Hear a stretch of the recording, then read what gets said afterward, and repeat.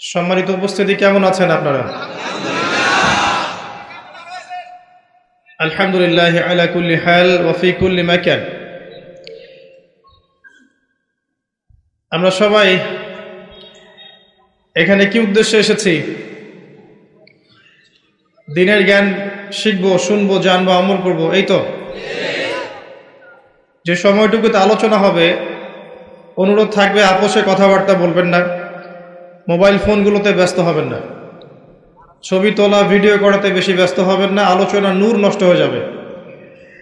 আলোচনা দিলের কান দিয়ে শুনবেন, ইসলাহের নিয়তে শুনবেন, আমলের নিয়তে শুনবেন।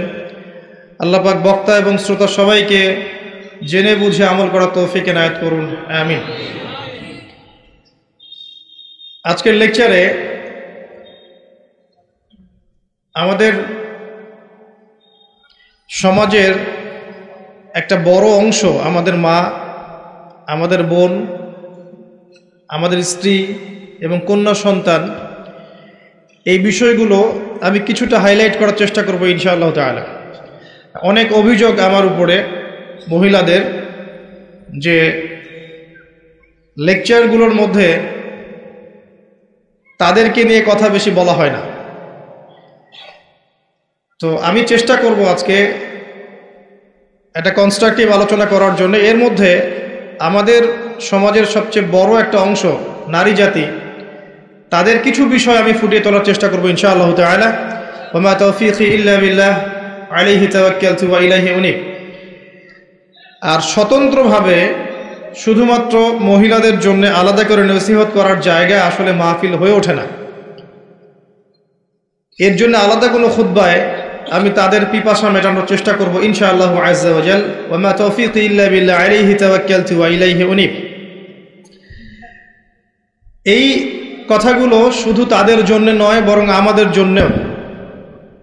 এবং আমি চেষ্টা করব ইনশাআল্লাহ শুরু থেকে শেষ পর্যন্ত পুরো বিষয়টাকে কোরআন এবং সুন্নাহর সাথে বর্তমান প্রেক্ষাপট দিয়ে বিশ্লেষণ করার জন্য। আল্লাহ পাক সবাইকে বোঝার তৌফিক দান করুন, আমাকে বলার তৌফিক দান করুন এবং সর্বাগ্রে আমাকে আমল করার তৌফিক আল্লাহ পাক দান করুন, আমিন। আমরা সৃষ্টির শুরুতে চলে যাই, সেখান থেকে শুরু করি ইনশাআল্লাহ। যদি আমি অন্য লেকচারে বলেছি, আজকে আবার বলছি যে ইতিহাসের শেষ পৃষ্ঠাটা জানতে হলে আপনাকে শুরুর পৃষ্ঠাটা পড়তে হবে।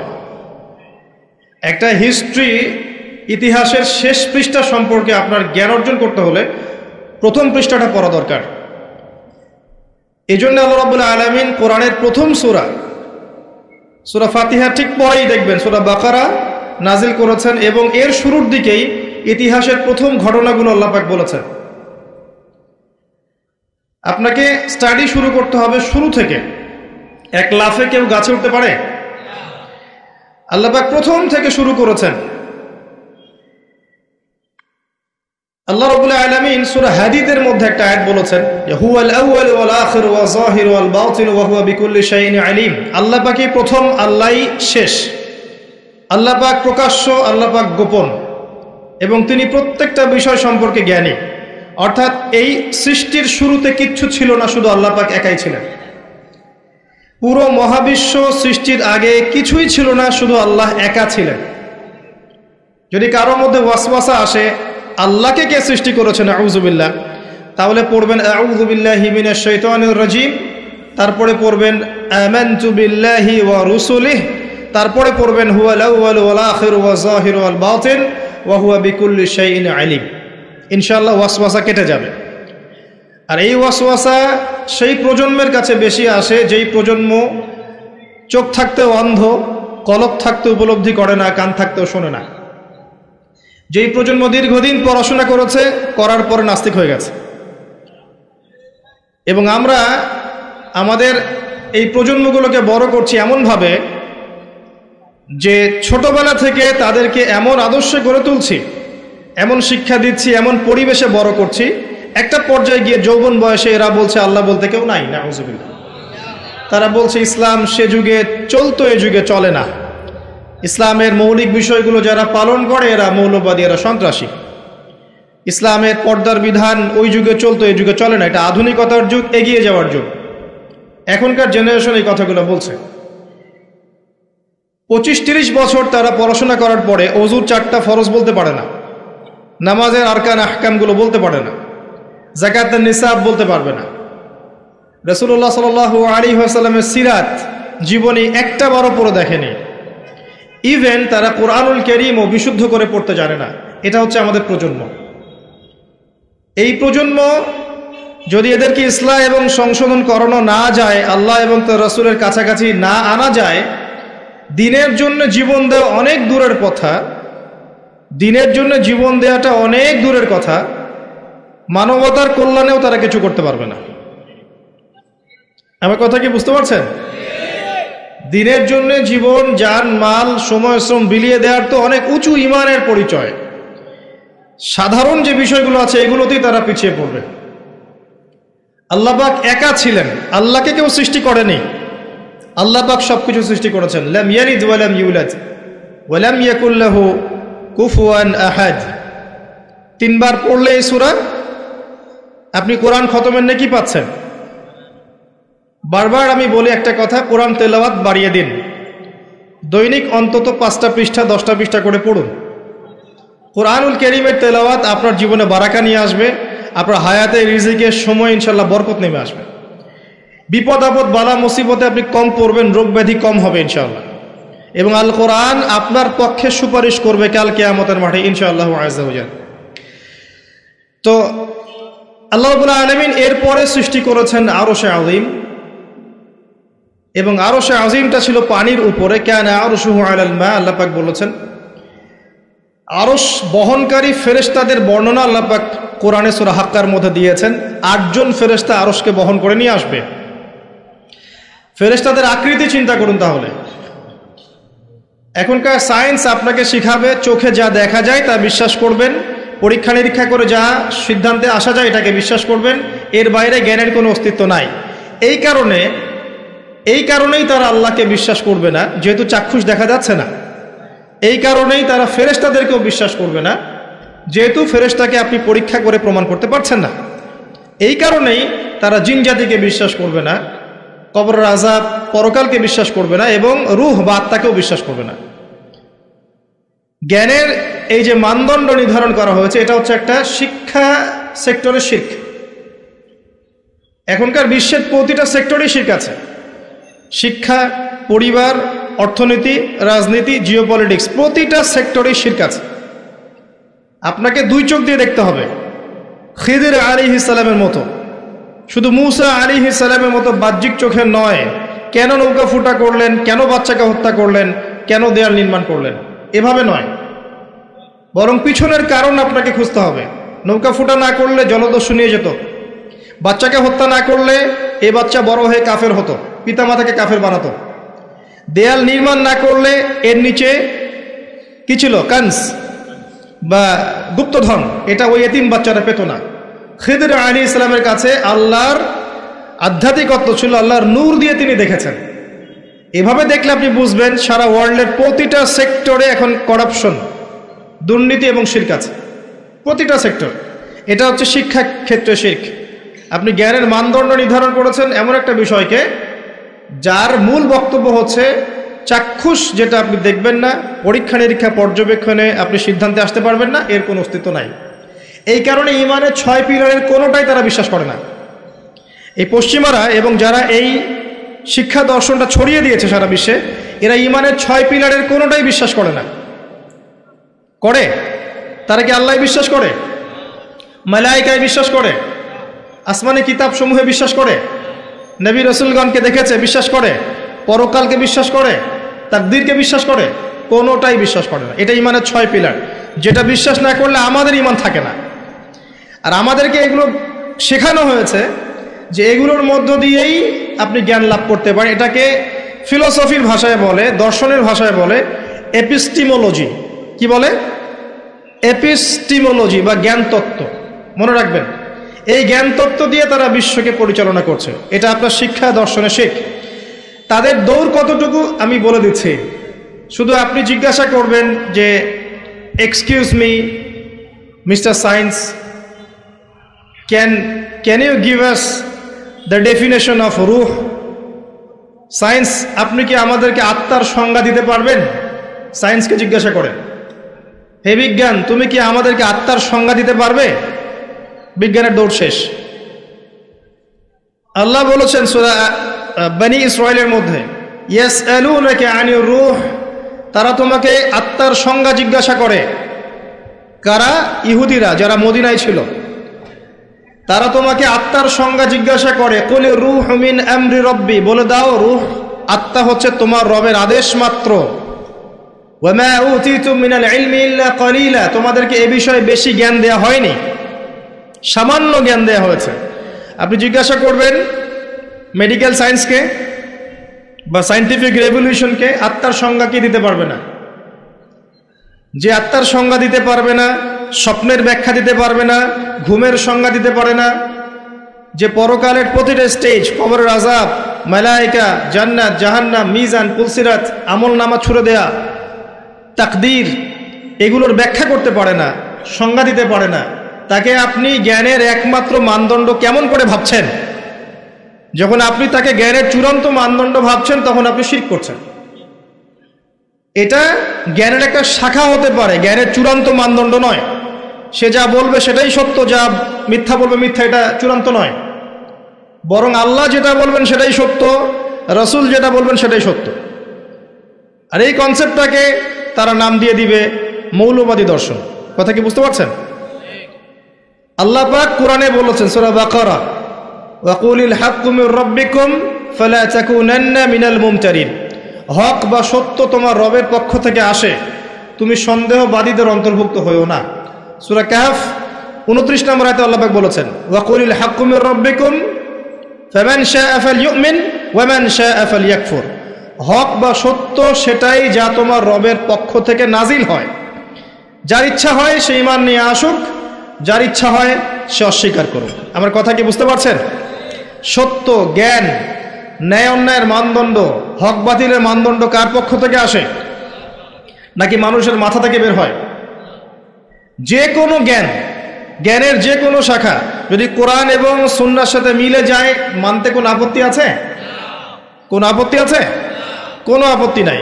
কিন্তু জ্ঞানের কোনো শাখা, কোনো তত্ত্ব, কোনো উপাত্ত, কোনো যুক্তি, কোনো দর্শন, কোনো বিজ্ঞান যদি কোরআন এবং সুন্নাহর সাথে না মিলে যায়, আপনি কি মানতে বাধ্য? আপনি কি মানতে বাধ্য? এটা না মানাটাই আপনার জন্য তখন ফরজ। কথা বুঝতে পারছেন? এবার আসেন, আল্লাহ পাক আরশে আজিম সৃষ্টি করেছেন। এই আরশে আজিমের নিচে আল্লাহ পাক 7 শ্রেণীর মানুষকে কিয়ামতের মাঠে ছায়া দিবেন। কয় শ্রেণী? কয় শ্রেণী? এটা মুখস্থ করবেন, 7 শ্রেণীর মানুষ। 1 নাম্বার হচ্ছে ন্যায়পরায়ণ শাসক। 1 নাম্বার কে? যত মানুষকে আল্লাহ পাক আজকে শাসন ক্ষমতা দিয়েছেন, ছোট ক্ষেত্র থেকে বড় পর্যন্ত, তাদের সবার সামনে 2টা গন্তব্য অপেক্ষা করছে। কয়টা? এর বাইরে কোনো গন্তব্য নাই তাদের জন্য।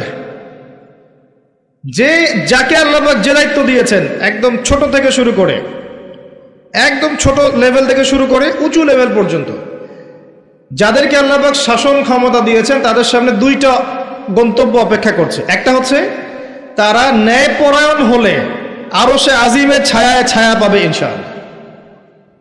যেমন ওমর ইবনুল খাত্তাব, তিনি কি আমিরুল মুমিনিন ছিলেন না? তিনি আরশে আজিমের ছায়ায় ছায়া পাবেন ইনশাআল্লাহ তাআলা। যুলকারনাইন নাম শুনেছেন? কোন সূরায় আছে? কোন সূরায় আছে? আমি তো এমনি এমনি রাগ হই না, মাঝে মাঝে একটু একটু রাগ হই। আল কোরআনের আলো ঘরে ঘরে জ্বালতে হবে, শুধু স্লোগান দিয়ে নয়, চর্চার মাধ্যমে। কোরআনের আলো ঘরে ঘরে এমনি এমনি জ্বলবে না, প্রত্যেক ঘরে ঘরে আগে কোরআনওয়ালা মানুষ তৈরি করেন। এটা খুব কমন একটা প্রশ্ন। যুলকারনাইন আলাইহিস সালামের ঘটনা সূরা কাহফে আছে, খুব কমন প্রশ্ন, সবাই মোটামুটি জানে যারা একবার কোরআন ঘাটাঘাটি করে দেখেছে। কিন্তু আমাদের বেশিরভাগ মানুষ দেখবেন বলতে পারবে না। তাহলে কোরআনের আলো কি ঘরে ঘরে জ্বলেছে? স্লোগান দিয়ে জ্বলবে? স্লোগান দিয়ে জ্বললে নবী সাল্লাল্লাহু আলাইহি ওয়াসাল্লামকে এত মার খেতে হতো না। তার সাথে জিবরাইল আলাইহিস সালাম ছিলেন, তিনি যদি বলতেন যে মক্কার আবু জেহেল, আবু লাহাব, উতবা, সাহেবাকে একটা পাখার ঝটকা দিয়ে উড়িয়ে দেন, দিয়ে মক্কায় আমাদেরকে খেলাফত দিয়ে দেন? সম্ভব ছিল? তায়েববাসীকে 2টা পাহাড়ে পিষে ফেলা পসিবল ছিল। তারপরে নবী সাল্লাল্লাহু আলাইহি ওয়াসাল্লামকে 3 বছর গোপন দাওয়াত দিতে হয়েছে, মানুষের গালমন্দ খেতে হয়েছে, মানুষ হত্যা করার চেষ্টা করেছে, দেশ থেকে চলে যেতে হয়েছে, তায়েববাসীর নির্যাতন সহ্য করতে হয়েছে, বদর, উহুদ, খন্দক, খায়বারের যুদ্ধ করে মক্কা বিজয় করতে হয়েছে। এমনি এমনি হয়েছে? খালি স্লোগান দিয়ে আইওয়াস শোডাউন করে কাজ হবে? কোরআনের আলো ঘরে ঘরে জ্বলবে তখনই, যখন প্রত্যেক ঘরে কোরআনওয়ালা মানুষ তৈরি হবে ইনশাআল্লাহ।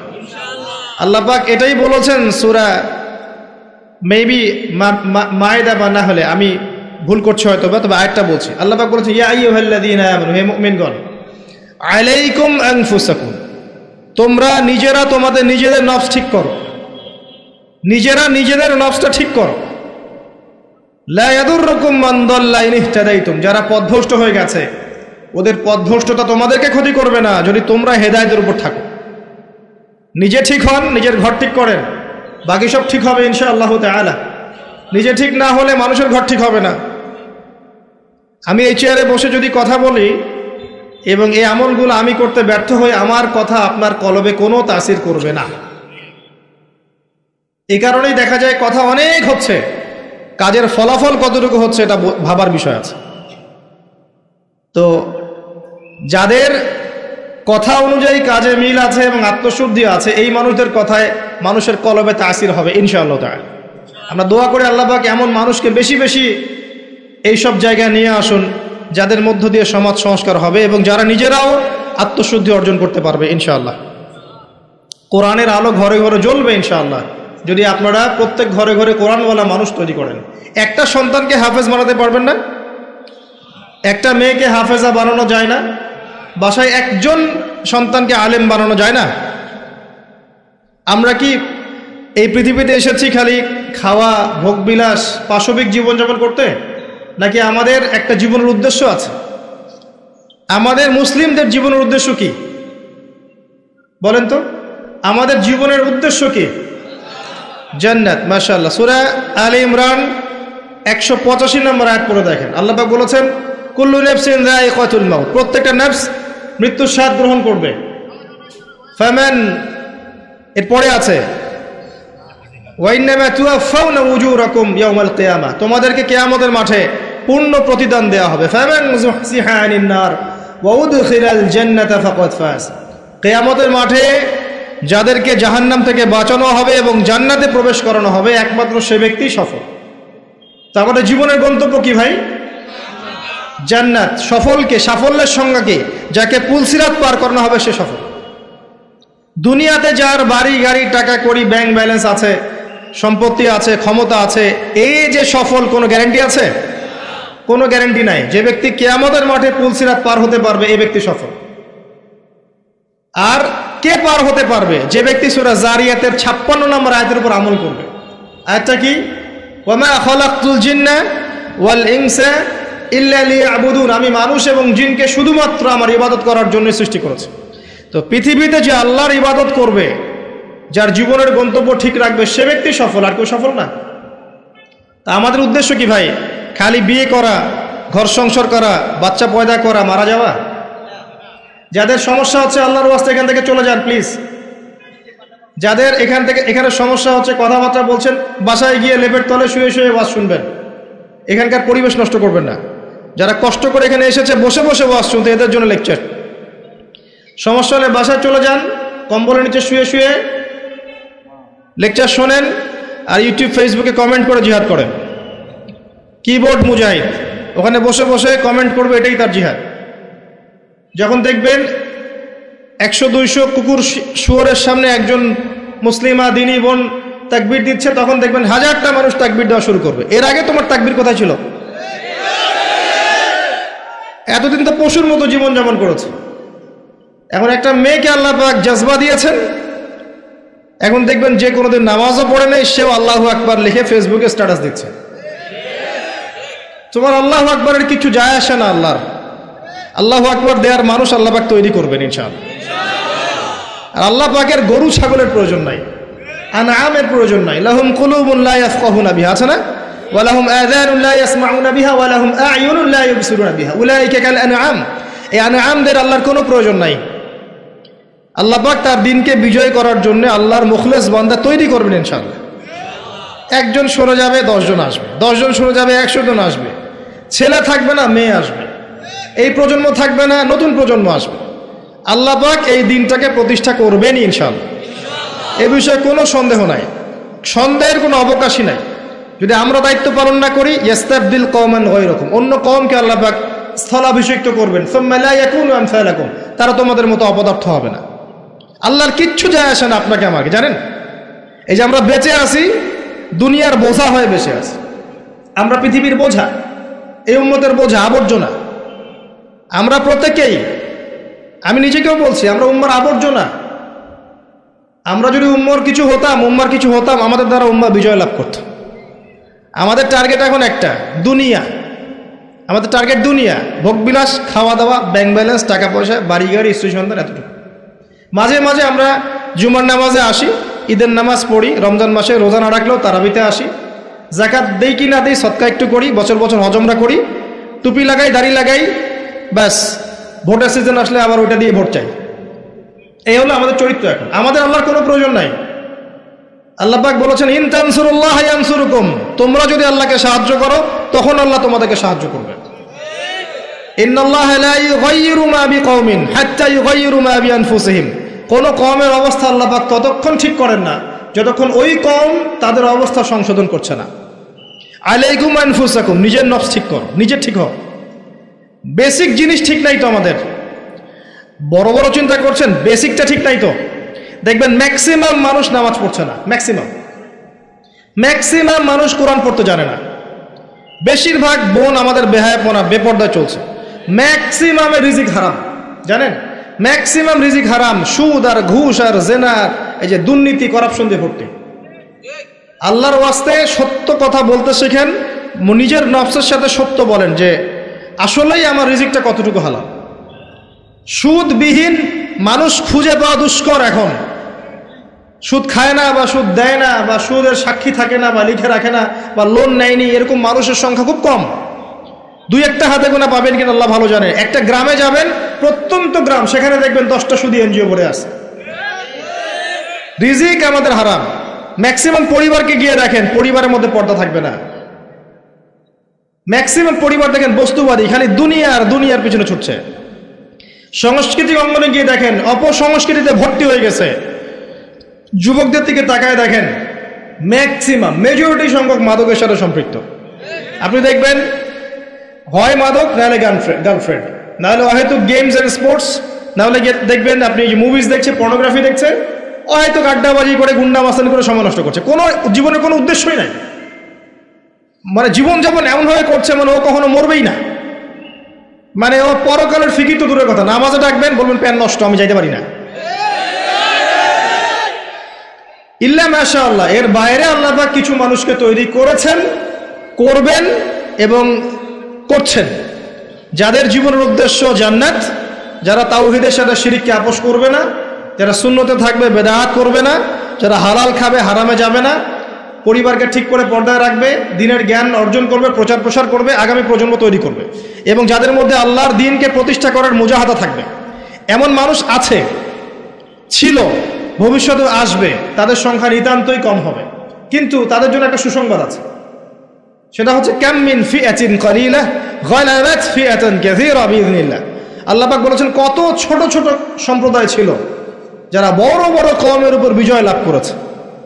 আগামীতে যখন ইসলামের বিজয় হবে সারা বিশ্বব্যাপী, তখন দেখবেন মুসলিমদের সংখ্যা খুব কম থাকবে। আল্লাহ পাক সব গরু ছাগলগুলোকে শেষ করে ফেলবে। কিভাবে? এই যে মহামারী দিয়ে শেষ করতে পারেন, অথবা দেখবেন এই যে জালেমের শাসন দিয়ে শেষ করতে পারেন, দেখবেন মুসলিমদের মধ্যে ক্রন্দন লাগিয়ে শেষ করতে পারেন, বা যখন আল্লাহ এবং তার রাসূলকে ভুলে যাবে, বহিঃশত্রুদেরকে চাপিয়ে দিয়ে আল্লাহ পাক শেষ করে দিতে পারেন। আল্লাহর কোনো প্রয়োজন নাই গরু ছাগল। এবং এখন আমি নিজে এবং আমরা অনেকেই এই গরু ছাগলের মতো জীবন যেমন করছি, আল্লাহ পাক আমাদেরকে বোঝার তৌফিক দান করুন। জীবনের একটা উদ্দেশ্য থাকতে হবে, যে আমার জীবনের উদ্দেশ্য দিন শেখা, বোঝা, প্রচার প্রসার করা, প্রতিষ্ঠার চেষ্টা করা। তখন কি আপনি পুরো জীবনের নেকি পাবেন। জীবনে তাওহীদ থাকতে হবে, সুন্নত থাকতে হবে, তখন পুরো জীবনের প্রতিটা কাজ ইবাদত হবে। তার আগে নয়। প্রতিটা কাজ করতে হবে আল্লাহর সন্তুষ্টির জন্য, তার রাসূলের তরিকায়, এবং আপনার এই আমলগুলো কবুল হবে তখনই যখন রিজিকটা হালাল হবে। অহেতুক শুধুমাত্র প্রোটেস্ট্যান্ট ভার্সনে ইসলাম পালন করে খুব একটা ফায়দা নাই। সুবিধা যতটুকু সুবিধা পালন করলাম, যখন সুবিধা নাই পালন করলাম না, যেটা করলে কোনো সমস্যা নাই করলাম, খাওয়ার পরে মিষ্টি খাইলে কোনো প্রবলেম নাই খাচ্ছি, মধু খাচ্ছি, ঠিক আছে। কিন্তু এমন কিছু কথা বললে সমস্যা বলবো না, কাজ করলে সমস্যা করব না, ঠিক আছে।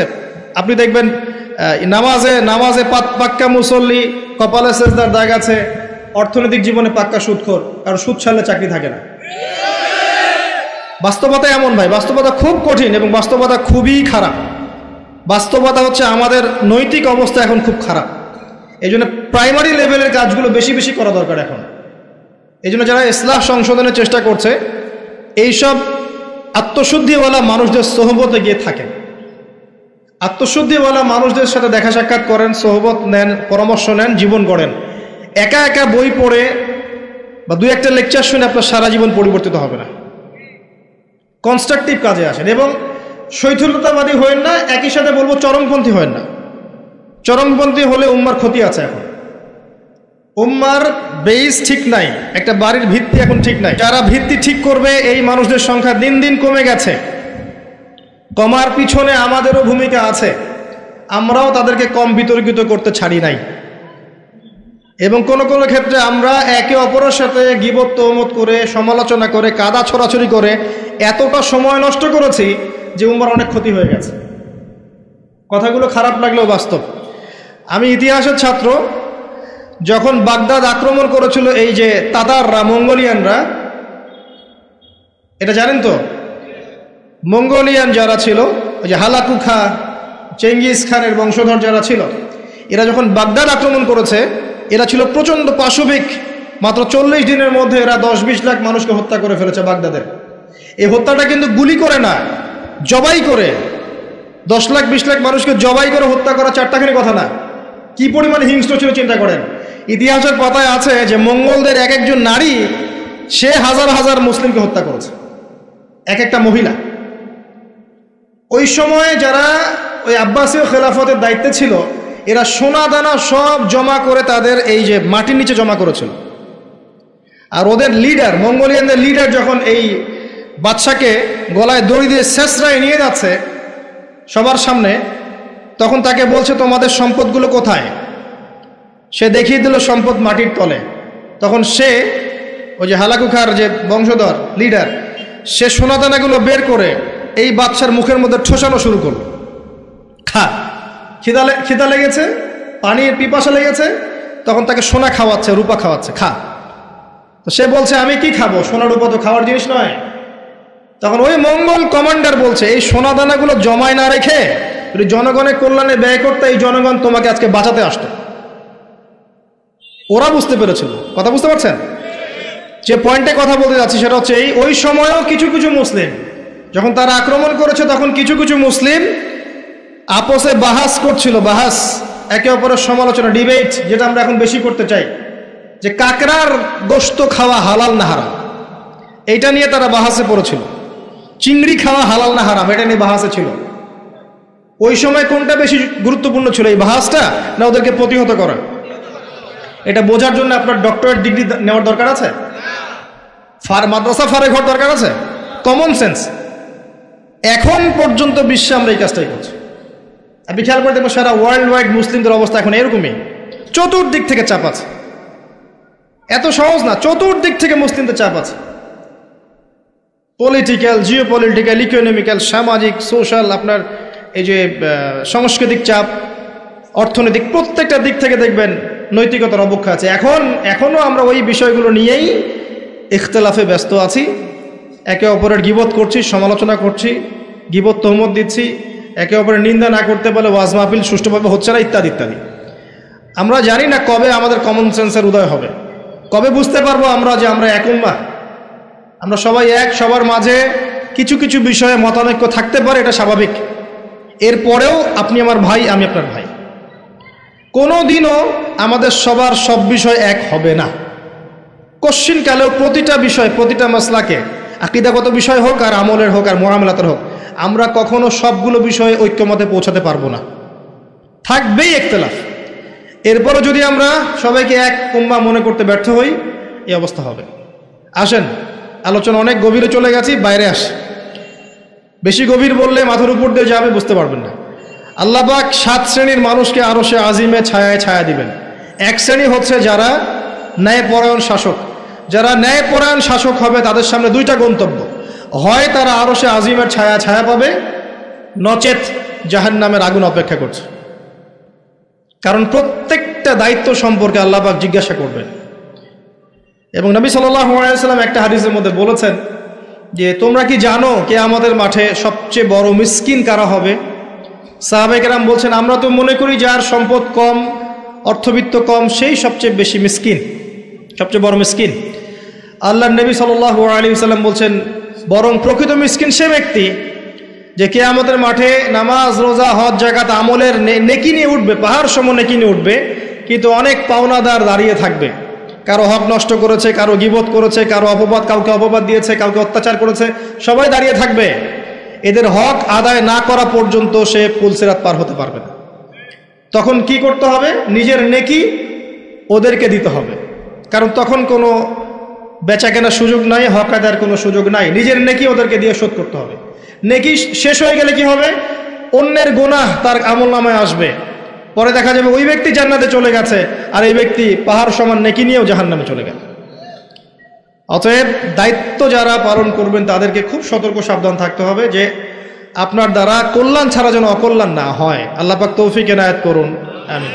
দ্বিতীয় শ্রেণী হচ্ছে সেই যুবক বা যুবতী যারা নিজেদের যৌবনটাকে আল্লাহর ইবাদতে কাটিয়েছে। এই হাদিসের বাস্তবতা এসে দেখেন আমাদের যুব সমাজ কিভাবে তাদের জীবনটা কাটাচ্ছে। আমার চেয়ে ভালো আপনারা বলতে পারবেন যে সকাল থেকে সন্ধ্যা পর্যন্ত আমাদের যুবক যুবতীরা করছেটা কি।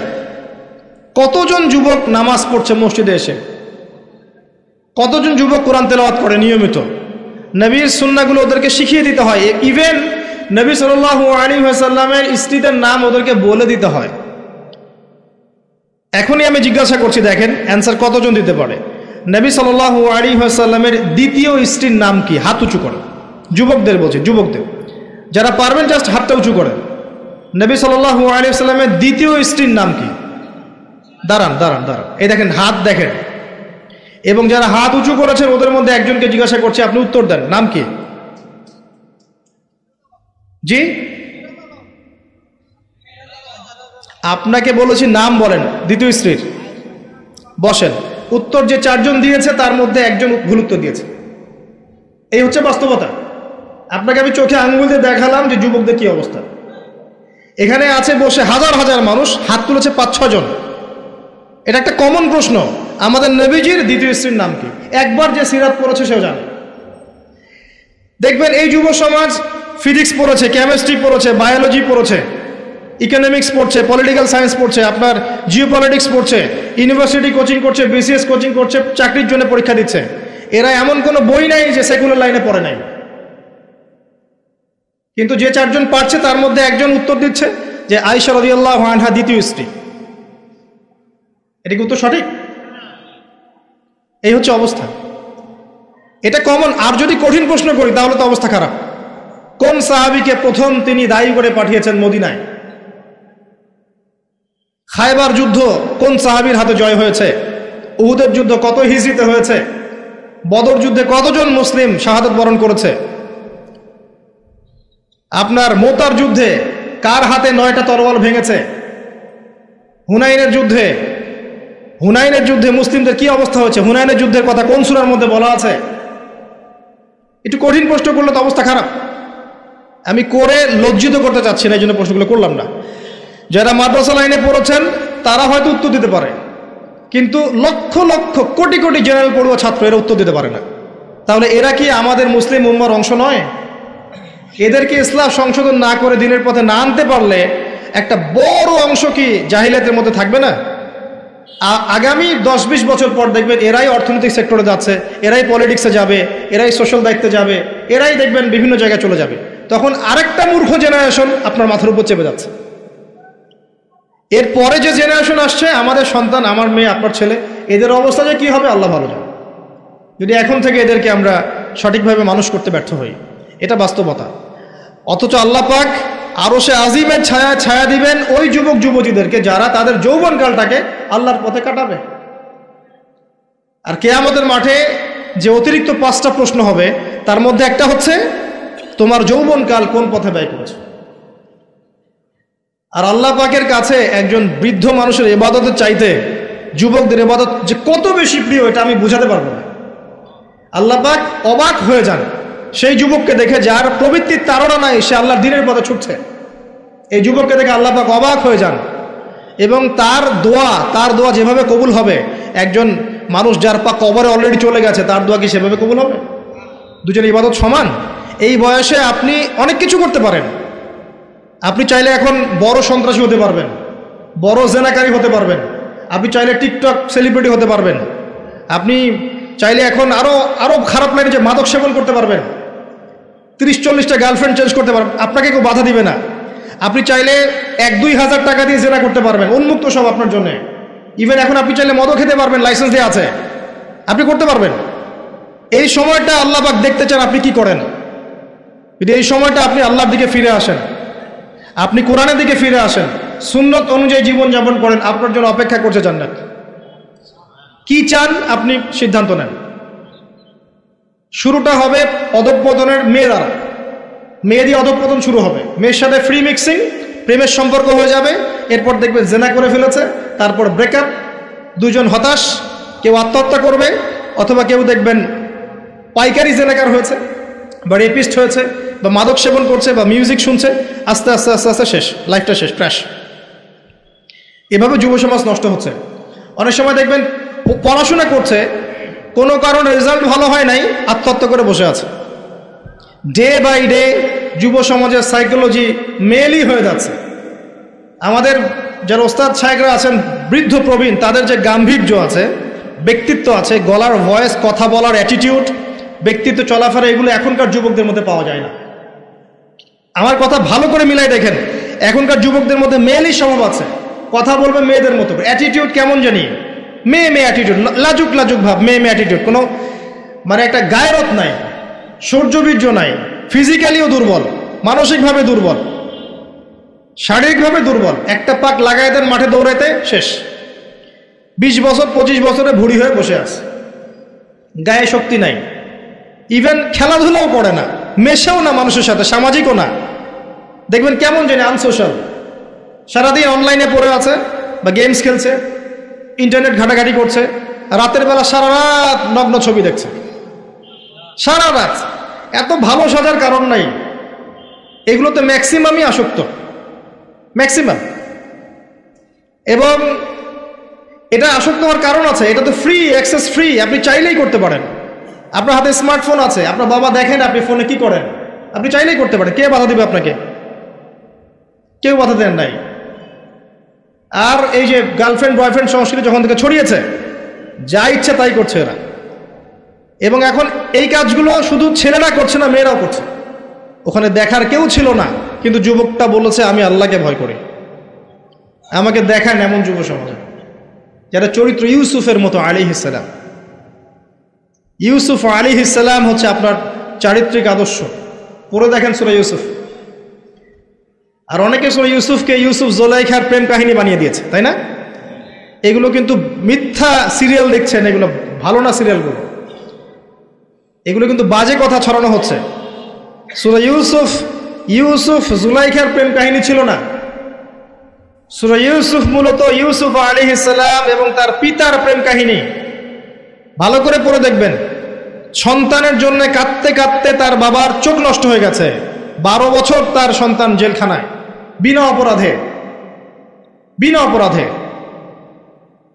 রব্বিস সিজনু আহাব্বু ইলাইহি মিম্মা ইয়াদউনানি, আয়াতটা কি জানে? এরকম না আয়াতটা? তো তিনি বলছেন সিজন, কারাগার আমার কাছে বেশি পছন্দ, তারা যেদিকে আমাকে আহ্বান করছে এর চাইতে বেশি। 12 বছর বিনা অপরাধে জেলখানায়। আল্লাহ পাকের কৌশল ছিল এগুলো।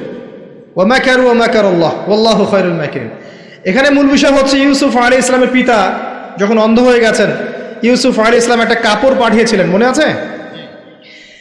এই কাপড়টা নিয়ে যখন যাওয়া হচ্ছে, যোজন যোজন দূর থেকে তার পিতা বলছেন, আমি ইউসুফের গায়ের গন্ধ পাচ্ছি। এটা কার প্রেম কাহিনী? ইউসুফের সাথে তার বাবার। তো এই চরিত্র ধারণ করতে হবে, আল্লাহ পাক তৌফিক দান করুন। 4 নাম্বার, ওই দুইজন মানুষ যারা একে অপরকে শুধু আল্লাহর জন্য ভালোবাসে। এই যে ভালোবাসার সংজ্ঞা শেখেন। মাকে ভালোবাসেন আল্লাহর জন্য, বাবাকে ভালোবাসেন আল্লাহর জন্য, স্ত্রী সন্তানকে ভালোবাসেন আল্লাহর জন্য, আলেম ওলামাকে ভালোবাসেন আল্লাহর জন্য। আপনার ভালোবাসা হোক আল্লাহর জন্যে, তখন আপনি মানুষের দুর্ব্যবহারে কষ্ট পাবেন না। যখন কাছের মানুষটা আপনাকে কষ্ট দিবে, এবং কাছের মানুষ কষ্ট আপনাকে দিবেই, কাছের মানুষটা আপনাকে বেশি কষ্ট দিবে জীবনে, তখন আপনি কষ্ট পাবেন না যদি আল্লাহর জন্য ওদেরকে ভালোবাসেন, যে আমি তো আল্লাহর জন্য এই কাজগুলো করছি, তারা শুকরিয়া আদায় করলেই বাকি আর না করলেই বাকি, তখন আপনি কষ্ট পাবেন না। দুইজন ব্যক্তি যারা আল্লাহর জন্য পরস্পরকে মহব্বত করে, এই দুইজন মানুষকে আল্লাহ পাক আরশের ছায়া ছায়া দিবেন। পারা যাবে ইনশাআল্লাহ। 5 নাম্বার, সেই ব্যক্তি যে এত গোপনে দান সদাকা করে, যার বাম হাত জানে না ডান হাত কি সদাকা করেছে। পারা যাবে? এখন তো ওই যে মাশাআল্লাহ আমরা নাম লিখাই আর সদকা করি, তাই না? অমুকে 10,000, অমুক সাহেব 20,000, অমুক 500। প্রথমে বড় বড় নোটের সদাকা হয়, আমি অবশ্য এটা জানতাম না, মাঠে নেমে বুঝতে পারছি। প্রথমে বড় বড় ফিগার বলে, কে কে দিবেন 5,000 হাত তোলেন, তারপর 5,000 লেখা হয়। তারপর কে কে দিবেন 1,000 হাত তোলেন, কে কে দিবেন 500 হাত তোলেন, নাম টাম লেখা হয়। পরে লাস্টে বলে যে কালেকশন করছে, আচ্ছা খুচরাগুলোও দেন, পরে খুচরাগুলোও দেওয়া হয়। জানিয়ে দান করা যায়। অনেক সময় এমন হয়েছে, নবী সাল্লাল্লাহু আলাইহি ওয়াসাল্লাম বলেছেন, কার ঘরে কি আছে নিয়ে আস। রিয়া চলে আসতে পারে মনের মধ্যে, যে আমি 10,000 দিয়েছি, মানুষ আমার নাম জানলো। রিয়া আসতে সময় লাগে না, কেমন করে আসে? আল্লাহর নবী বলেছেন সাল্লাল্লাহু আলাইহি ওয়াসাল্লাম, অন্ধকার রাতে কালো পাথরের উপরে কালো পিঁপড়া হেঁটে গেলে যেমন বোঝা যায় না, রিয়া এমনভাবে আপনার কলবে আসতে পারে। কিভাবে ঠেকাবেন আপনি? আপনি বুঝতেই পারবেন না। এই যে আপনারা সেলফি তুলতে চান, ছবি তুলতে চান, ভালোবাসেন, আমি জানি ভালোবাসেন, ভালোবাসার অতিরিক্ততা প্রদর্শন করতে চান, একটাই ভয় করি, সেটা হচ্ছে রিয়া। রিয়া বা অহংকার যদি পেয়ে বসে, তার দ্বারা দিনের কোনো খেদমত সম্ভব না। আলেমদেরকে নিয়ে, বক্তাদেরকে নিয়ে, দায়ীদেরকে নিয়ে, আল্লাহর পথের যারা মুজাহিদা করে, এদেরকে নিয়ে অতিরিক্ত মাত্রায় বাড়াবাড়ি করবেন না। আল্লাহর ওয়াস্তে অতিরিক্ত মাত্রায় বাড়াবাড়ি করবেন না। যত বেশি করবেন তত তাদের প্রতি মানুষের চোখ লাগবে, এবং চোখ লাগা সত্য, তত তাদের ভিতরে রিয়া আসতে পারে, অহংকার আসতে পারে। কারণ আমরা অত্যন্ত দুর্বল ইমানের মানুষ। আমরা যারা এই যুগে বসবাস করছি, সবাই খুবই দুর্বল ইমানের মানুষ। এই জন্য রিয়া অহংকারের সুযোগ দিয়েন না। মুসাফা করেন, ওকে ফাইন, ছবি টবির সংস্কৃতি বাদ দিয়ে দেন, আমি বারবার নিষেধ করি, তারপরেও আপনার এই কাজগুলো করেন। এতে কোনো ফায়দা নাই, ক্ষতি ছাড়া কোনো উপকার নাই, ক্ষতি ছাড়া কোনো উপকার নাই। এমনকি বিনা কারণে যারা চিত্র অঙ্কন করে বা ছবি তৈরি করে, এদেরকে শাস্তি দেওয়া হবে। হাদিস আছে, ওলামায়ে কেরামকে জিজ্ঞাসা করে প্রাণ সঞ্চার করতে বলা হবে, যে এর মধ্যে প্রাণ ঢুকাও। এটা আমাদের সংস্কৃতি না তো। মূর্তি, ছবি, ভাস্কর্য বা যে উপাসনাগুলো করা, এগুলো আমাদের সংস্কৃতি নয়, এগুলো অন্য কালচার থেকে এসেছে। আমাদের সংস্কৃতি হচ্ছে আমল গোপন করে ফেলা, নিজেকে হাইড করা, গোপন করে রাখা। আল্লাহ পাক বোঝার তৌফিক দেখ তরুণ প্রজন্মকে। মনে কষ্ট নিবেন না, এটা বাস্তবতা। এগুলো করলে আমাদের মনের মধ্যে রিয়া অহংকার চলে আসে। আল্লাহর ওয়াস্তে আমাদেরকে মুখলেসভাবে দিনের পথে কাজ করতে দেন। শান্ত থাকেন, এত আবেগী হয়েন না, এত অতি উৎসাহী হয়েন না, শান্ত থাকেন, রিল্যাক্স থাকেন। দিনের বিজয় একদিনে এক তাকবীরে হবে না, একদিনে দিনের বিজয় হবে না। আস্তে আস্তে আস্তে আস্তে দিন এগিয়ে যাবে ইনশাআল্লাহ। আল্লাহ পাকের একটা সুন্নাহ, আল্লাহ পাকের একটা চিরন্তন সুন্নাহ হচ্ছে হুটহাট কিছু আল্লাহ পাক করেন না। দিন থেকে রাত হয় কি ধাপ করে হয়? আস্তে আস্তে আস্তে আস্তে রাত হয়। খেয়াল করে দেখেছেন? তারপরে যখন দিন হবে, রাত আস্তে আস্তে কেটে যাবে, দিন আস্তে আস্তে আসবে। ধাপ করে সূর্যোদয় হয়? হয় না। এটা আল্লাহর সুন্নাহ, একবারে কিছু হয় না। আপনি অসুস্থ হয়েছেন দেখবেন আস্তে আস্তে সুস্থ হবেন, খেয়াল করে দেখেন। আবার আপনি আস্তে আস্তে অসুস্থ হবেন, ধাপ করে হবেন না। আল্লাহ পাকের সুন্নাহ আছে। দ্বীনের বিজয়ে নবী সাল্লাল্লাহু আলাইহি ওয়াসাল্লামের 23 বছর সময় লেগেছে। ধীরে ধীরে স্টেপ বাই স্টেপ হবে। অতএব অতি উৎসাহী হয়েন না, অতি আবেগী হয়েন না, কনস্ট্রাকটিভ কাজ করেন, মাথা ঠান্ডা রাখেন, অতি আবেগী হয়েন না, রিল্যাক্স থাকেন, আস্তে আস্তে দিনের কাজ করেন, ইনশাআল্লাহ দিন এগিয়ে যাবে ইনশাআল্লাহ। বেশি বেশি মানুষকে দেখাতে যায়েন না। আমার কথা শোনেন, আজকে বাংলাদেশে কয়জন কাদিয়ানি হয়েছে, কয়জন খ্রিস্টান হয়েছে আপনি কি জেনেছেন? যারা করেছে ওরা কি ফেসবুকে স্ট্যাটাস দিয়েছে, ছবি দিয়েছে, আজকে অমুককে খ্রিস্টান বানালাম দেখেন, দিয়েছে? যদি দিত তাদের কাজে তারা এখন সফল হতো না। যদি ওরা শুরু থেকে এই কাজগুলো করতো তাদের কাজে তারা এত সফল হতো না। এখন দেখবেন কয়দিন পর কাদিয়ানীদের কনফারেন্স হবে, দেখে নিয়েন। কয়দিন পর দেখবেন যারা খ্রিস্টান হচ্ছে তারা প্রকাশ্যে সমাবেশ করবে, প্রকাশ্যে মানুষ শিয়া হয়ে যাচ্ছে, কত কি হয়ে যাচ্ছে আপনার খবরই নাই। প্রত্যন্ত অঞ্চলগুলো ঘুরে আসে দেখেন, এগুলো দিয়ে ভর্তি হয়ে গেছে। গলায় যে রশি এটা অলরেডি পরিয়ে টান দেওয়া শেষ, আর আমরা পরে আছি শোডাউন নিয়ে, ছবি তোলা, আপলোড দেওয়া, ভিডিও করা, এই করা। আমরা এত আবেগী কেন ভাই? যারা প্র্যাকটিক্যালি কাজ করছে ওরা এত আবেগ দিয়ে কাজ করছে না, প্র্যাকটিক্যালি কাজ করছে। দেখেন মাঠে ময়দানে কাজ করে শেষ করে ফেলছে। বিশ্বাস হচ্ছে না কথা? আপনি উত্তরবঙ্গ ঘুরে আসেন, গিয়ে দেখেন, পার্বত্য অঞ্চল ঘুরে আসেন, দেখেন। আর আমরা পড়ে আছি আইওয়া শোডাউনে। একটা লেকচার দিলে মনে হয় যে সারা জগতের মানুষকে জানাতে না পারলে ভালো লাগে না। গাড়ির থেকে নামবো, সারা দেশের মানুষ দেখুক আমি গাড়ি থেকে নামছি, ঠিক আছে? একজন ভাইকে পেয়েছি, সেলফি ফেসবুক তুলে, মানে একাকার অবস্থা, দেখুক সারা দেশের মানুষ যে উনি এসেছে স্টেজে। এতে করে উম্মার উপকার যতটুকু না করলেন, ক্ষতি করে ফেলেছেন। এটা আপনারা বুঝতে পারছেন না। যাই হোক, আমি আশাও ছেড়ে দিয়েছি অনেক অংশে যে আপনারা বুঝবেন। বিশ্বাস করেন, মন থেকে অনেকটা আশাও ছেড়ে দিয়েছি যে আপনারা বুঝবেন। মাঝে মাঝে অবস্থা আমার এমন হয়ে যাচ্ছে। তারপরে দোয়া করি আল্লাহ পাক সবার মধ্যে সদ্বুদ্ধির উদ্ভব ঘটাক, আপনাদেরকে স্মার্ট মুসলিম হওয়ার তৌফিক দান করুন। ভিতরে ভিতরে আপনি আত্মশুদ্ধি অর্জন করেন, ব্যক্তি জীবনটা শুদ্ধ করেন, পরিবার ঠিক করেন, পড়াশোনা করেন, হালাল রিজিকের দিকে ফোকাস করেন, আলেম ওলামা সোহবতে যান, দিন শেখান, চর্চা করেন, প্রচার করেন। আস্তে আস্তে দিন আগামী ইনশাআল্লাহ তাআলা। আল্লাহ পাক কি বলেছেন? ইউরিদুনা লিইউতফিউ নূরাল্লাহ, তারা চায় আল্লাহর নূরকে। আল্লাহর নূর মানে এখানে ইসলাম, একে মুখের ফুৎকার দিয়ে নিভিয়ে ফেলতে। কিন্তু আল্লাহু ইউতিম্মু নূরাহু ওয়ালাউ কারিহাল কাফিরুন, আল্লাহ পাক তার নূরকে প্রজ্বলিত করবেন যদিও কাফেররা তা পছন্দ করবে না। হুয়াল্লাযী আরসালা রাসূলাহু বিল হুদা ওয়া দীনিল হক লিইয়ুযহিরাহু আলা দীনি কুল্লিহি, তিনি সে আল্লাহ যিনি তার রাসূলকে পাঠিয়েছেন দ্বীনে হক সহ এবং হেদায়েত সহ, যাতে করে ইসলাম অন্য সমস্ত দ্বীনের উপর বিজয়ী হতে পারে।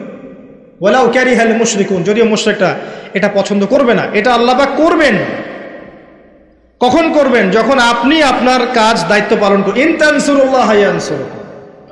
আর যদি আমরা আল্লাহকে ভুলে যাই, নাসুল্লাহ ফানাসিয়াহুম, আমরা ভুলে গেলে আল্লাহও ভুলে যাবেন। আল্লাহ তো ওয়াদা করেছেন যে আনতুম আলাউনা ইন কুনতুম মুমিনিন, তোমরা যদি মুমিন হতে পারো আল্লাহ তোমাদেরকে বিজয় দিবেন। ওয়ালা তাহিনু ওয়ালা তাহসান, হীন বলা হয় না, দুশ্চিন্তাও করো না। আল্লাহ তো ওয়াদা করেছেন। দুই ব্যক্তি নিজে পরস্পরকে আল্লাহর সন্তুষ্টির জন্য ভালোবাসে, আরো সে আজিমা ছায়া পাবে। গোপনে দান খয়রাত করে, আরো সে আজিমা ছায়া পাবে। 6 নম্বর কে? 6 নম্বর কে?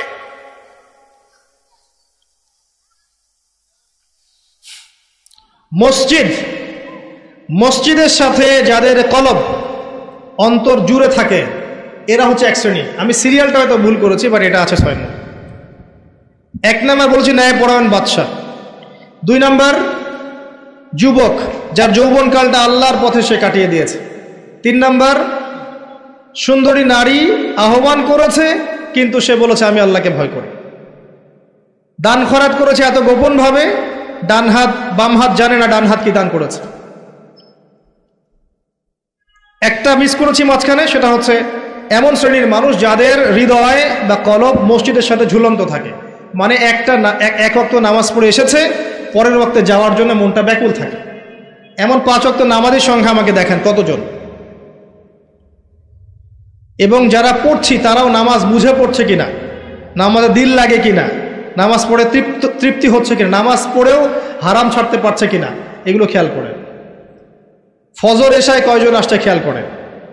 এগুলো ইম্পর্টেন্ট জিনিস, বেসিক জিনিস। আরেকটা হচ্ছে 7 নাম্বার, যে আল্লাহর স্মরণে যেই ব্যক্তিরা গোপনে চোখের পানি ফেলতে পারে, আল্লাহকে স্মরণ করেছে, গোপনে নীরবে নিভৃতে চোখ দিয়ে দরদর করে পানি পড়ছে, এই চোখ জাহান্নামের আগুন দেখবে না ইনশাআল্লাহ। এই 7 শ্রেণীর মানুষকে আল্লাহ পাক তার আরশের ছায়ায় ছায়া দিবেন। আমরা কি আরশের ছায়া পেতে চাই? আল্লাহ পাক আমাদের এই 7 শ্রেণীর অন্তর্ভুক্ত হওয়ার তৌফিক এনায়েত করুন, আমিন। আমি আলোচনার শেষে এই 7টা পয়েন্ট আপনাদেরকে ধরব। আমি জিজ্ঞাসা করব কারা বলতে পারেন, শুধু হাত উঁচু করবেন, এখন না, শেষের দিকে, একটু পরে। যিনি সঠিক উত্তর দিতে পারবেন আমার পক্ষ থেকে স্পেশাল পুরস্কার আছে ইনশাআল্লাহ, হাদিয়া দিব ইনশাআল্লাহ একটা, যদি বলতে পারেন। 7টাই বলতে হবে, মনে মনে মুখস্থ করেন। লেকচার খালি শুনবেন, বাসায় গিয়ে ঘুমাবেন চলবে না। যেটা লেকচার শুনেছেন পড়া দিয়ে তারপর বাসায় যাবেন, এটা ক্লাসের মতো। এবার আসেন, এই আরশের ছায়া আল্লাহ পাক ছায়া দিবেন। এই আরশ আল্লাহ পাক সৃষ্টি করেছেন, তারপরে সৃষ্টি করেছেন কলম। কি সৃষ্টি করেছেন? কলম সৃষ্টি করে বলেছেন উকতুব, কলম বলেছে মাযা আকতুব, কলম তুমি লিখো। কলম বলেছে আমি কি লিখবো? আল্লাহ পাক বলেছেন কিয়ামত পর্যন্ত যা হবে সব লিখে ফেলো। কিয়ামত পর্যন্ত যা হবে সব লিখা আছে, আপনার তাকদীর নিয়ে দুশ্চিন্তা করবেন না। এরপর আল্লাহ পাক সৃষ্টি করেছেন মহাবিশ্ব। কয় দিনে? 6 দিনে। হুয়াল্লাযী খালাকাস সামাওয়াতি ওয়াল আরদা ফি 6 আইয়াম, 6 দিনে আল্লাহ পাক মহাবিশ্ব সৃষ্টি করেছেন। সুম্মা ইস্তাওয়া আলাল আরশ, এরপরে আরশে আযীমে সমাসীন হয়েছেন। এরপরে শোনেন, আল্লাহ পাক দীর্ঘদিন পর্যন্ত মানুষ সৃষ্টি করেননি। হাল আতা আলাল ইনসানি হিনুম মিনাদ দাহর লাম ইয়াকুন শাইআন মাযকুরা, এমন একটা সময় চলে গেছে যে মানুষ কোনো আলোচ্য বিষয় ছিল না। পরে আল্লাহ পাক সৃষ্টি করেছেন মানুষকে। ওয়া ইয ক্বালা রাব্বুকা লিল মালায়েকা ইন্নী জাইলুন ফিল আরদি খলিফা, খলিফা করে পাঠিয়েছেন। খলিফা করে পাঠিয়েছেন। খলিফা কে এটা একটা বুঝতে হবে। খলিফা দাউদ আলাইহিস সালামকেও বলা হয়েছে। আল্লাহ পাক সূরা সাদে বলেছেন, ইয়া দাউদ, হে দাউদ, ইন্না জাআলনাকা খলিফাতান ফিল আরদ, আমি তোমাকে পৃথিবীতে খলিফা করে পাঠিয়েছি। তোমার কাজ কি? তোমার কাজ হচ্ছে ফাহকুম বাইনান নাসি বিল হক, মানুষের মাঝখানে হকের মানদণ্ডে বিচার ফয়সালা করো। যারা আল্লাহর বিধান অনুযায়ী মানুষের মাঝখানে বিচার ফয়সালা করে, এরা আল্লাহর খলিফা। যারা মানুষের মাঝখানে আল্লাহর বিধান দ্বারা বিচার ফয়সালা করে না, তারা আল্লাহর খলিফা নন। কথা বুঝতে পারছেন? ওয়ালা তাত্তাবিউল হাওয়া, নিজের প্রবৃত্তির অনুসরণ করো না, তাহলে এটা তোমাকে আল্লাহর পথ থেকে বিচ্যুত করবে। আর যারা আল্লাহর পথ থেকে বিচ্যুত হয়ে গেছে, তাদের জন্য অপেক্ষা করছে যন্ত্রণাদায়ক শাস্তি। বিমা নাসু ইয়াউমাল হিসাব, এই কারণে যে তারা হিসাবের দিন ভুলে গেছে। খলিফার ফাংশন আল্লাহর বিধান দিয়ে বিচার ফয়সালা করবে। আসেন, এরপরে আল্লাহ পাক আদম আলাইহিস সালামকে নাম শিক্ষা দিলেন। আমি শেষ করে দিচ্ছি, ফিনিশিং এর দিকে আসছি, আপনারা একটু ধৈর্য ধরেন। আল্লাহ পাক আদম আলাইহিস সালামকে সমস্ত নাম শিক্ষা দিয়েছেন। এমন কোনো নাম নাই যেটা আল্লাহ পাক তাকে শিক্ষা দেন নাই। ওয়া আল্লামা আদামাল আসমাআ কুল্লাহা, আমি আদমকে সমস্ত নাম শিক্ষা দিয়েছি। এরপরে সুম্মা আরাদাহুম আলাল মালায়েকা, এরপরে ফেরেশতাদের সামনে এনেছে এবং ফেরেশতাদেরকে বলেছেন, আল্লাহ বলেছেন তোমরা এই নামগুলো বলে দাও। তারা বলেছে লা ইলমা লানা ইল্লা মা আল্লামতানা। আল্লাহ পাক আদমকে বলেছেন আলাইহিস সালাম তুমি নামগুলো বলে দাও। এরপর তিনি সমস্ত নাম বলে দিয়েছেন। আল্লাহ পাক তারপরে বলেছেন আলাম আকুল লাকুম ইন্নী আ'লামু গায়বাস সামাওয়াতি ওয়াল আরদ ওয়া আ'লামু মা তুবদুনা ওয়া মা কুনতুম তাকতুমুন। আল্লাহ পাক এরপরে গিয়ে বলছেন ওয়া ইয কুলনা লিল মালায়েকাতি ইসজুদু লি আদম। এই যে জ্ঞানের কারণে আল্লাহ পাক সম্মানিত করেছেন, এখন বলছেন সিজদা করো। কি কারণে আমরা সম্মানিত বলেন তো? জ্ঞানের কারণে। অতএব জ্ঞান চর্চা আমাদের প্রথম কাজ। ইকরা বিসমি রাব্বিকাল্লাযী খালাক, প্রথমে জ্ঞান, আগে পড়েন তারপর লিখেন, জ্ঞান চর্চা। জ্ঞানের কারণে সম্মানিত হয়েছে। তারপরে আল্লাহ পাক সিজদা করিয়েছেন। ফাসাজাদু, সবাই সিজদা করেছে। কে বাদ দিয়ে? ইল্লা ইবলিস, ইবলিস বাদ দিয়ে। ইবলিস কেন করলো না? আবা ওয়াস্তাকবারা, সে অহংকার করেছে, উদ্ধত আচরণ করেছে। সে যুক্তি দিয়েছে খালাকতানি মিন নার ওয়া খালাকতাহু মিন তিন, আমাকে সৃষ্টি করেছেন কি দিয়ে? আগুন দিয়ে, আদমকে মাটি দিয়ে, আমি কেন তাকে সিজদা করতে যাব? এই যে আল্লাহর আদেশকে লঙ্ঘন করা, আল্লাহর আদেশের বিরুদ্ধে কথা বলা চিরস্থায়ী জাহান্নামে যাওয়ার কারণ। ইবলিস কিন্তু কম জানতো এমন নয়। ইবলিস প্রচণ্ড জ্ঞানী ছিল, আবেদও ছিল, মনের অহংকারের কারণে সে ব্যক্তি সে জাহান্নামে চলে গেছে। আর সে কিন্তু ফেরেশতা ছিল না, সে ছিল জিনদের একজন। কানা মিনাল জিন, সূরা কাফের মধ্যে আছে। এরপরে খেয়াল করে দেখেন, এই অহংকার যদি আজকে আমাদের মধ্যে চলে আসে, যত বড় ডিগ্রি সার্টিফিকেট থাক না কেন, আমার পরিণাম জাহান্নামী হবে না, আউযুবিল্লাহ। যার হৃদয়ের মধ্যে যাররা পরিমাণ অহংকার থাকবে, আল্লাহ পাক তাকে জান্নাত দিবেন না। অহংকার আল্লাহর চাদর। অহংকার কার চাদর? আল্লাহর চাদর। আল্লাহর চাদর নিয়ে টানাটানি করলে আল্লাহ পাক জান্নাত দিবেন না। অহংকার কাকে বলে? অতরুল হক ওয়া গামতুন নাস, সত্যকে প্রত্যাখ্যান করা আর অন্য মানুষকে তুচ্ছ তাচ্ছিল্য করা, এটা হচ্ছে অহংকারের নিদর্শন। আপনার ড্রেসটা সুন্দর হোক, কাপড় সুন্দর হোক, এগুলো অহংকারের নিদর্শন নয়। আল্লাহ পাক জামিল ইউহিব্বুল জামাল, আল্লাহ পাক সুন্দর, তিনি সৌন্দর্য পছন্দ করেন, এটা সমস্যা না। অন্যকে তুচ্ছ তাচ্ছিল্য করলে অহংকার হবে।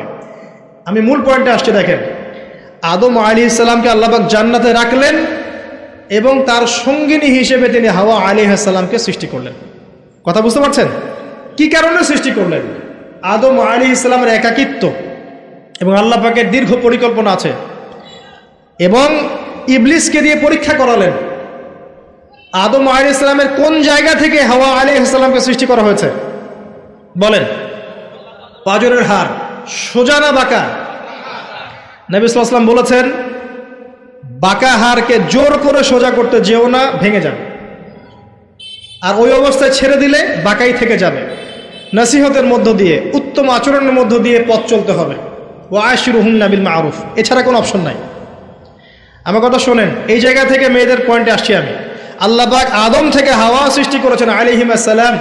নারী পুরুষ একে অপরের প্রতিদ্বন্দ্বী নয়, যেমনটা পশ্চিমারা শিখিয়েছে। এখনকার আধুনিকায়ন যা শিখাচ্ছে নারী পুরুষ একে অপরের প্রতিদ্বন্দ্বী, এখানে আল্লাহ বলছেন নারী পুরুষ একে অপরের পরিপূরক, একজন আরেকজনের অংশ, মোহাব্বত, ভালোবাসা, প্রণয়ের মাধ্যম, একে অপরের প্রতিদ্বন্দ্বী নয়। এখনকার সমাজ শিখায় ছেলে পারলে আমি কেন পারবো না, সে পারলে আমি কেন পারবো না, এটা শিখায় না? কাউন্টারিজম, মানে একে অপরের প্রতিদ্বন্দ্বী। আল্লাহ পাক বলছেন তোমরা একে অপরের পরিপূরক। খেয়াল করে দেখেন, এখান থেকে শুরু হয়েছে সৃষ্টি, তারপরে না সন্তানের জন্ম নেওয়া হয়েছে। এখান থেকে আপনাকে হেদায়েত নিতে হবে যে নারীদেরকে বলবো, আপনারা পুরুষদের প্রতিদ্বন্দ্বী নন, আপনারা পুরুষদের পরিপূরক। একজন নেককার নারী একজন পুরুষের পিছনে থাকলে এই পুরুষ বিশ্ব জয় করতে পারবে ইনশাআল্লাহ। পরে আসেন নূহ আলাইহিস সালাম, তার স্ত্রী কি ঈমান এনেছিল? ঈমান আনে নাই। এখানে মনে রাখবেন, আপনি যদি ঈমান না আনেন, আকীদা ঠিক না করেন, আমল ঠিক না করেন, আপনার পরিচয়, বংশ, গোত্র, বর্ণ আপনাকে বাঁচাতে পারবে না। নূহ আলাইহিস সালামের স্ত্রী জাহান্নামে চলে গেছে, লূত আলাইহিস সালামের স্ত্রী জাহান্নামে চলে গেছে, যদিও তারা নবীদের আন্ডারে ছিলেন। আল্লাহর রাসূল সাল্লাল্লাহু আলাইহি ওয়াসাল্লাম তার মেয়ে ফাতিমা রাদিয়াল্লাহু আনহাকে বলেছেন, দুনিয়াতে যা চাওয়ার আমার কাছে চেয়ে নাও, পরকালে তোমার উপকার করতে পারছি না আমি। আর ফাতিমা রাদিয়াল্লাহু আনহা কেমন মানুষ ছিলেন আপনারা জানেন তো। আমি আমাদের মা বোনদেরকে অনুরোধ করবো, আল্লাহকে ভয় করেন, নিজের নফস ঠিক করেন, নিজের কবরের ফিকির করেন, আমল আকীদা ঠিক করেন। আপনি কত বড় আলেমের স্ত্রী, কত বড় শাইখের স্ত্রী, আপনার স্বামী কত বড় পলিটিক্যাল লিডার, কত বড় সোশ্যাল লিডার, এটার মানদণ্ড আল্লাহ দেখবেন না। আপনার ঈমান, আমল, তাকওয়া শুধু আল্লাহ পাক দেখবেন। আসেন কোরআনের পাতায় পাতায় যাই, চলেন আপনাকে নিয়ে যাচ্ছি। ইব্রাহিম আলাইহিস সালাম নাম শুনেছেন? তার স্ত্রী সারা আলাইহিস সালাম পৃথিবীর সুন্দরী নারীদের মধ্যে অন্যতম। দুজন সুন্দরী নারীর কথা এসেছে, একজন হাওয়া আলাইহিস সালাম, একজন সারাহ আলাইহিস সালাম। আমাদের এইসব সুন্দরী নারীদের চেয়ে হাজার গুণ সুন্দরী ছিল, অত্যন্ত সুন্দরী। খেয়াল করে দেখবেন, এই যে ইব্রাহিম আলাইহিস সালামের বংশধর যারা, তাদের চেহারা এবং মানে সুরত কিন্তু অত্যন্ত সুন্দর। আমাদের নবী মুহাম্মদ সাল্লাল্লাহু আলাইহি ওয়াসাল্লাম প্রচন্ড সুন্দর ছিলেন না? তার আদি পিতাকে ইসমাইল আলাইহিস সালাম না? ইসমাইল আলাইহিস সালাম ইব্রাহিম আলাইহিস সালামের সন্তান নয়? ওই দেখেন ব্লাড চলে আসছে। ইউসুফ আলাইহিস সালাম, তার বাবাকে ইয়াকুব আলাইহিস সালাম, তার বাবা ইসহাক আলাইহিস সালাম, তার বাবা ইব্রাহিম আলাইহিস সালাম। ওই যে একই লেগেছে দেখেন, তারা প্রচন্ড সুন্দর ছিলেন।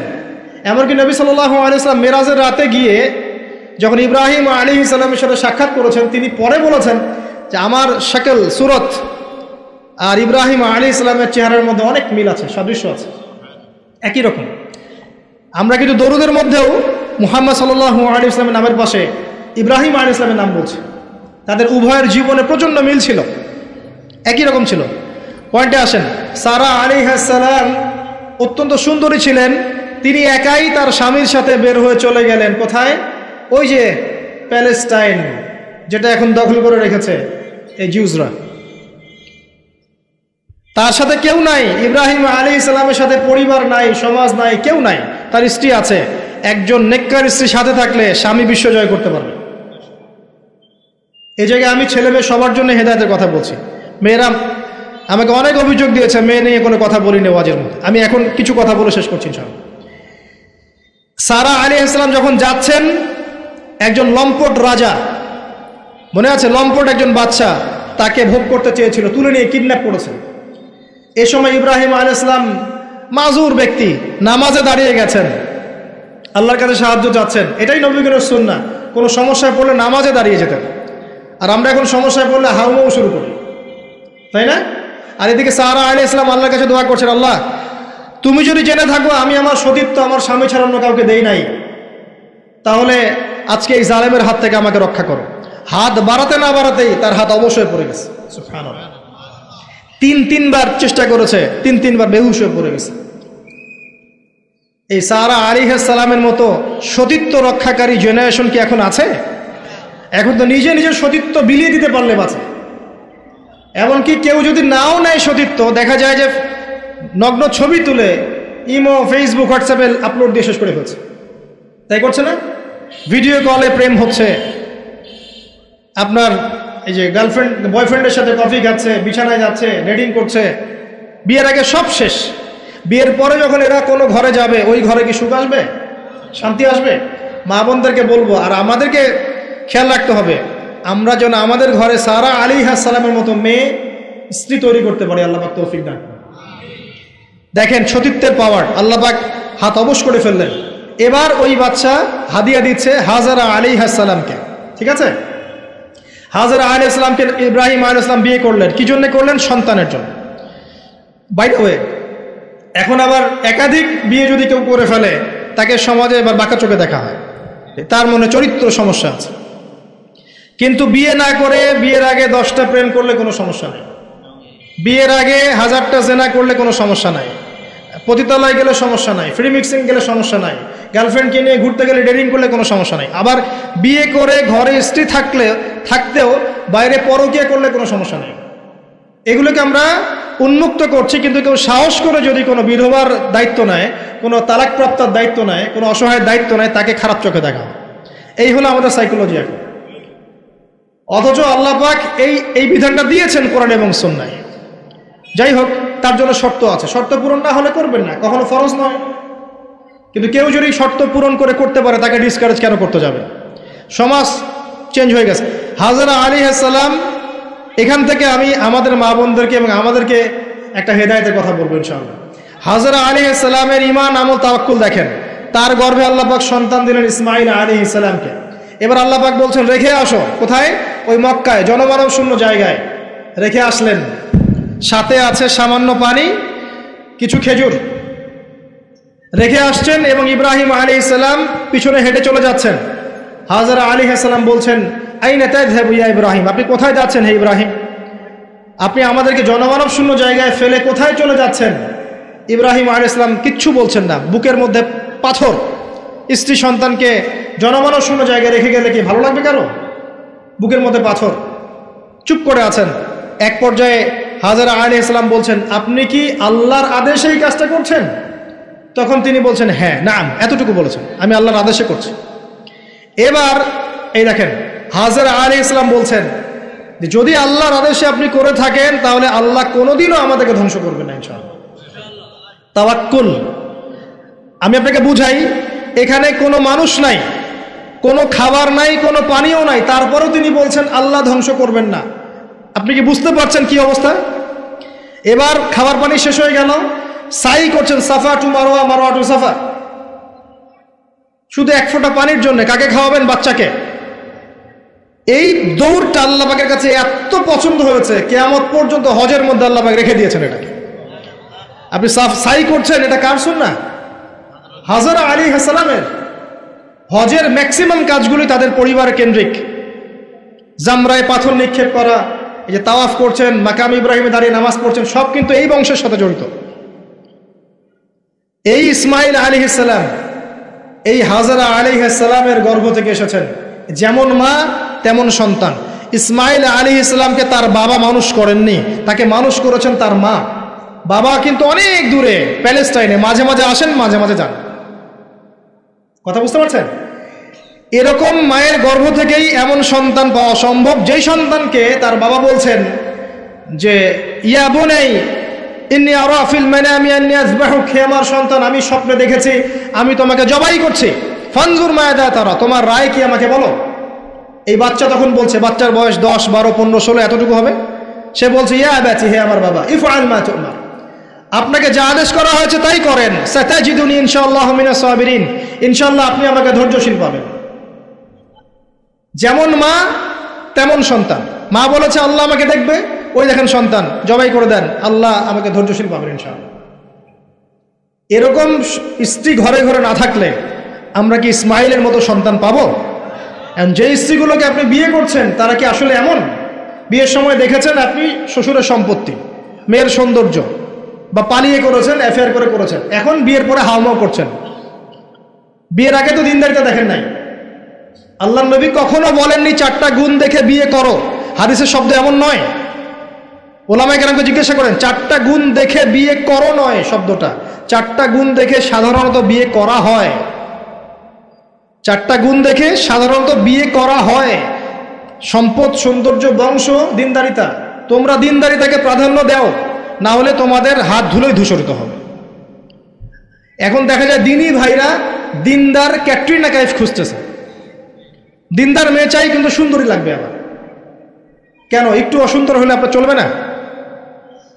আপনার স্ত্রীর কাছে যা আছে অন্য মেয়ের কাছে তাই আছে, এর বাইরে কিছু নাই।